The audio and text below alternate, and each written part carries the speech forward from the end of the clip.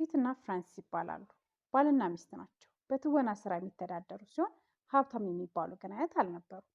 ሁለቱም ጥንዶች በቤታቸው ጓደኛቸውን ጋብዘው እራት እየበሉ እያለ ነበር ድንገት የፊት ለፊት በሩ ተሰብሮ ሁለት ሰዎች መሳሪያ ይዘው የገቡት። እነዚህ ሰዎች ለምን ቤታቸውን ሰብረው እንደገቡና ሊጎዷቸው እንደፈለጉ የሚያውቁት ነገር ግን አልነበረም። ዘራፊዎቹ ወንድማማቾች ሲሆኑ እነ ፒትን ወደ ላይኛው መኝታ ክፍል እንዲሄዱ ያስገድዷቸዋል። እናም ከዛም ሶስቱንም ያስሯቸዋል።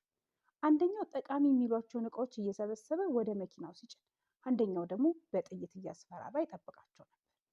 በዚህ ሰዓት ነበር ፍራንሲስ እንዳይገሏቸው መለመን ትጀምራለች። በዛም ከዚህ ሁኔታ ውስጥ በህይወት መውጣት ከቻለች ምን እንደሚመስል ለማስታወስ በደንብ ትሞክራለች። ከዘራፊዎቹ አንደኛው ፍራንሲስን አስገድዶ ይደፍራታል።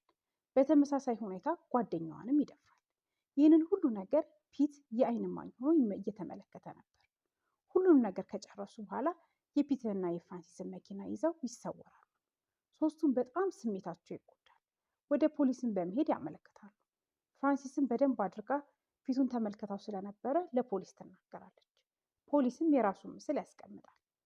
ፍለጋውም ሲቀጥል ምንም አይነት ማስረጃ ስላጣ ጉዳዩ ይቀዛቀዛል። ታዲያ አንድ ቀን አንድ ፖሊስ በፖሊስ መኪና እየተዘዋወረ በነበረበት ወቅት ነበር አንድ መኪና ተመልክቶ ጥርጣሬ ስለገባው ያስቆመዋል።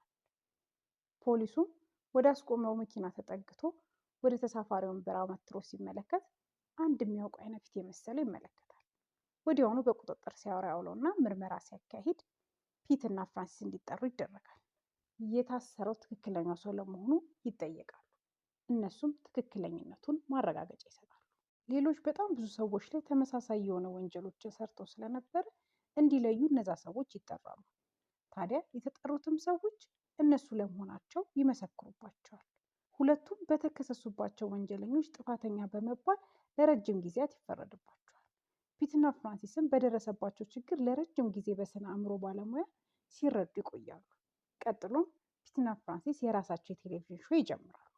እሱ ፕሮዲስ ያደርገዋል፣ እሷ ደግሞ በትወና ትሰራበት ነበር። ውጤታማ የሆነ ፕሮግራም ነበረ። በወቅቱ ተወዳጅነትን አግኝቷል።